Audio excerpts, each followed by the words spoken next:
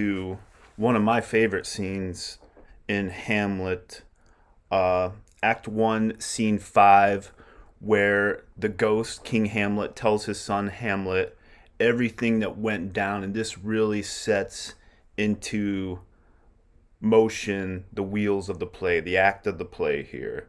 So remember in the previous scene, Hamlet went off and his friends were beseeching him not to. Here we have Hamlet hearing everything from the ghost. All right, let's jump into this. Here's a synopsis. The ghost tells Hamlet a tale of horror, saying that he is the spirit of Hamlet's father. He demands that Hamlet avenge King Hamlet's murder at the hands of Claudius. Hamlet, horrified, vows to remember and swears his friends to secrecy about what they have seen. So this is what precipitates. Hamlet was feeling melancholy, forlorn. Now this sets in wheels the revenge here. Hamlet, whither wilt thou lead me? Speak, I'll go no further. So is this the first words from the ghost here? Mark me, I will. My hour is almost come when I to sulphurous and tormenting flames must render up myself. This is the middle space. The ghost is in the middle space here. He's not at rest. Alas, poor ghost, pity me not, but lend thy serious hearing to what I shall unfold. I like this. Don't pity me. Listen to me, what I'm going to tell. Speak, I am bound to hear. So art thou to revenge when thou shalt hear. Here's the first, if you're writing your paper about revenge, here's where the father, the ghost, tells Hamlet, you're going to revenge. You're going to avenge my murder. What? And Hamlet, what?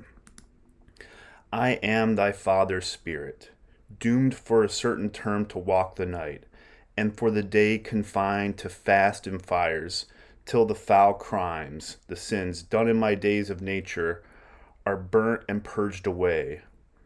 But that I am forbid to tell the secrets of my prison house, I could a tale unfold whose lightest word would harrow up thy soul, freeze thy young blood. So I'm gonna tell you something that's gonna make your hair that's gonna freak you out here. Make thy two eyes like stars start from their spheres, thy knotted and combined locks to part. It's gonna make your eyes pop, your hair to part, and each particular hair to stand on end like quills upon the fearful porcupine. But the eternal blazon, the revelation of eternity, must not be to ears of flesh and blood. List, list, O list, if thou didst ever thy dear father love. If you ever loved me, you're going to listen and do and avenge me. Hamlet, O God, revenge his foul and most unnatural murder. Here it is. This is laying it out right here, right? This is what Claudius did. Hamlet, murder most foul, as in the best it is, but this most foul, strange, and unnatural. Hamlet, haste me to know it, that I with wings as swift as meditation, thought, right? There's the thought, meditation is thought, or the thoughts of love may sweep to my revenge. So Hamlet, okay, I'm going to listen to you, the ghost here. I find thee apt in dollars shouldst thou be than the fat weed that roots itself in ease on Lethe wharf. Lethe is one of the rivers of Hades, right? Lethe, Leth, how pronounce it? Lethe, rivers of forgetfulness. Wouldst thou not stir in this? Now, Hamlet, hear, really listen. 'Tis given out that, sleeping in my orchard, a serpent stung me. I was sleeping in the orchard. A serpent stung me. So the whole ear of Denmark is by a forged process, false account.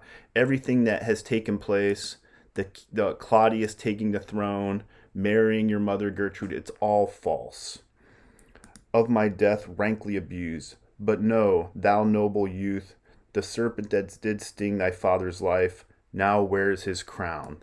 Claudius is the serpent, right? Claudius murdered me. O my prophetic soul, my uncle, I, yes, Claudius, my uncle, I, that incestuous, that adulterous beast, with witchcraft of his wits, with traitorous gifts, O wicked wit, and gifts that have the power so to seduce. One to his shameful lust, the will of my most seeming virtuous queen. O Hamlet, what a falling off was there! For me, whose love was of that dignity that it went hand in hand, even with the vow I made to her in marriage. So, our marriage was sacred. And to decline upon a wretch whose natural gifts were poor to those of mine. But virtue, as it never will be moved, though lewdness, lust, court in a shape of heaven, so lust, though to a radiant angel linked, will sate itself in a celestial bed and prey on garbage. Remember that the first soliloquy with the rot, the weeds, the garbage, the desultory, the rank. But soft methinks I scent the morning air. Brief, let me be. Sleeping within my orchard, my custom always of the afternoon. So King Hamlet was sleeping in his orchard, upon my unsuspecting hour. So this is the murder right here, right? How the uncle stole with the juice of cursed Hebena, a poisonous plant. Hebena is a poisonous plant, in a vial, and in the porches of my ears did pour the leprous distilment, whose effect holds such an enmity with blood of man that swift as quicksilver it courses through the natural gates and alleys of the body. So Claudius poured poison in King Hamlet's ear and murdered him, right? And with a sudden vigor it doth possess, and curd like eager, dropping into milk, the thin and wholesome blood, so did it mine. And a most instant tetter barked, a scab, barked about most laser-like, with the vile and loathsome crust all my smooth body. Thus was I sleeping, by a brother's hand of life, of crown of queen, at once dispatched. I was sleeping, and he snuck up on me and murdered me and stole everything. So it's dubious, right? Cut off even in the blossoms of my sin, unhoused, disappointed, unannaled, without the sacrament of communion, unabsolved, without extreme unction, no reckoning made, but sent to my account, with all my imperfections on my head. Here's the ghost now. Oh, horrible, most horrible. He's in anguish. If thou hast nature in thee, bear it not. The ghost is beseeching Hamlet here. Let not the royal bed of Denmark be a couch for luxury and damned incest. But howsoever thou pursuest this act, taint not thy mind. Do it honorably. This is revenge honorably. This is important here. This is important. And this also illustrates the ghost's honor, right? He would never sneak up on someone sleeping and murder them. It has to be honorably. And we're going to see Hamlet in his indecision make sure he acts honorably. Taint not thy mind, nor let thy soul contrive against thy mother aught. This is really important too. Leave her to heaven. Don't, I know you're upset at your mom, and your mom's kind of acted in a way. Kill Claudius. Do not harm your mother. Leave her to heaven. Let what will happen to her happen to her. Against thy mother do not act. And later we see the ghost kind of reprimanding Hamlet for the way he was talking to his mother. And to those thorns that in her bosom lodge to prick and sting her, fare thee well at once. The glowworm shows the maiden, the morning, to be near, and gins to pale his ineffectual fire. Adieu, adieu, adieu, remember me. So that's a really important moment here. If you're writing about revenge and Hamlet, the wheels turning, that's an important part there. And here is Hamlet's second soliloquy. So mark this down in your notes. I'm going to read this and then read a few notes of Hamlet's second soliloquy here. He's by himself. So the ghost left. Oh, all you host of heaven. Oh, earth. He's gnashing his teeth. He's like, oh, no. What the hell happened? What else? And shall I couple hell? Oh, fie. Hold my heart. And you, my sinews, grow not instant old, but bear me stiffly up. I'm trying to work up the courage here. Remember thee? Remember my father? Yeah, from the table, the tablet notebook of my memory, I'll wipe away all trivial, foolish, fond records, all saws of books, all maxims, all forms, all pressures, impressions past, that youth and observation copied there. And thy commandment, let alone, shall live. This is really important. Within the book and volume of my brain, unmixed with baser matter, yes, by heaven, O most pernicious woman, O villain, villain, smiling damned villain, my tables, meet it as I set it down, that one may smile and be a villain, right? One may smile, King Claudius, right? At least I am sure it may be so in Denmark. So, uncle, there you are. Now to my word. It is adieu, adieu, remember me. I have sworn it. So look again closely at this soliloquy, a few notes about it here. Hamlet's second soliloquy occurs right after the ghost of the dead king, Hamlet's father, leaves, having charged Hamlet with the duty of taking revenge upon his murderer. Foul and most unnatural murder. The ghost of the dead king tells Hamlet that as he slept in his garden, a villain poured poison into his ear. The ghost reveals the murder to Hamlet by saying, "The serpent that did sting my father's life now wears his crown." This reveals the fact that Claudius is the real murderer of Hamlet's dead father. Hamlet is stunned by the revelation and echoes of the ghost's words asking him to remember it. This soliloquy reveals an important secret to Hamlet and carries his rage and grief. He is shocked, stunned, and in great grief upon realizing that his father was rather murdered by Hamlet's uncle. Hamlet now refers to his mother as the most pernicious woman and to his uncle as a villain. A smiling damned villain. Right there, right? At the end of the soliloquy, Hamlet swears to remember and obey the ghost, and he writes this down. He writes that down there. So here come his friends, Horatio and Marcellus. My lord, Lord Hamlet, heaven secure him. So be it. Ho, ho, my lord. Ho, ho, boy. Come, bird, come. They're greeting here, right? How is it, my noble lord? What news, my lord? Oh, wonderful. That's strange, right? That's such a strange reply. Good, my lord, tell it. No, you will reveal it. You know, tell us what happened. No, I don't, you'll tell other people. Not I, my lord in heaven, Horatio promised. Nor I, my lord, I won't tell. How say you then? Would heart of man once think it? But you'll be secret. This is our secret. Hamlet's already working things out here, right? When do you want to keep a secret? You tell nobody, right? But here we go. There's never a villain dwelling in all Denmark, but he's an errant knave. There no needs no ghost, my lord, come from the grave to tell us this. Why, right, you are in the right. And this is an important moment, what Hamlet's doing here, too. He's talking, but he's not giving away too much. Why, right, you are in the right, and so without more circumstance, details at all, I hold it fit that we shake hands in part. You is your business, and desire shall point you, for every man hath business and desire such as it is, and for my own poor part, look you, I'll go pray. I'm going to go think about this. I got to think about what to do. These are but wild and whirling words, my lord. Hamlet, I am sorry they offend you heartily. Yes, faith, heartily. Hamlet right here, this is important. These are his friends, but Hamlet knows that he's off on his own. He has to mull, think, come to conclusions, indecision, the melancholy, the revenge. He has to do this on his own. He is on his own, truly, because the ghost spoke to him and begged him to avenge the murder. There's no offense, my lord. Hamlet, yes, but by St. Patrick. But there is, Horatio, there is offense. Something bad had happened, and much offense, too. Think back to the story the ghost told Hamlet. Touching this vision here, it is an honest ghost.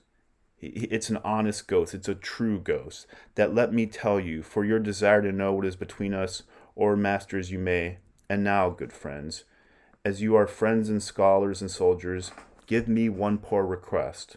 What is it, my lord? We will. Never make known what you have seen tonight.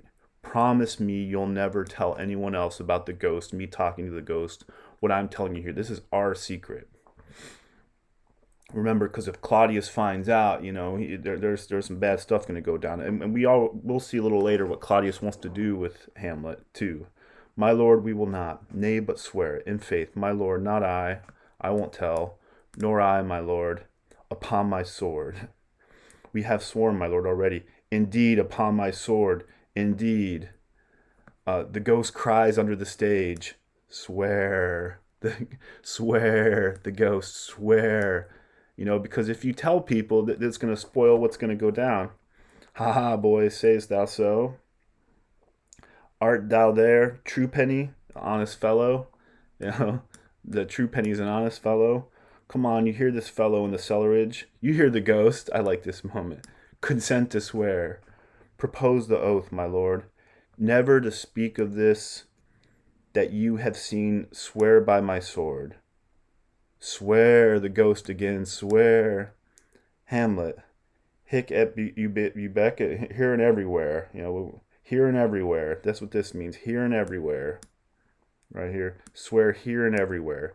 Then we'll shift our ground. Come hither, gentlemen, and lay your hands again upon my sword. Swear by my sword, never to speak of this that you have heard. Ghost, swear by his sword. Well said, old mole. Canst work at the earth so fast, a worthy pioneer, a digger of mines. Once more remove, good friends. Horatio, oh, day and night, but this is wondrous strange. And therefore, as a stranger, give it welcome. I love this moment. And therefore, as a stranger, give it welcome. There are more things. This is brilliant here. This illustrates Hamlet's intellectual ability, critical thinking, and therefore, as a stranger, give it welcome. There are more things in heaven and earth, Horatio, than are dreamt of in your philosophy. There are things that happen in this world that we cannot account for. This is what Hamlet is saying now, right? I am aware that, I'm intellectual, I'm critical thinking, but I'm aware that things can happen that we just can't account for. But come, here as before, never, so help you mercy. How strange or odd, somehow I bear myself, as I perchance hereafter shall I think meet to put an antic disposition on. So here, this is really important too.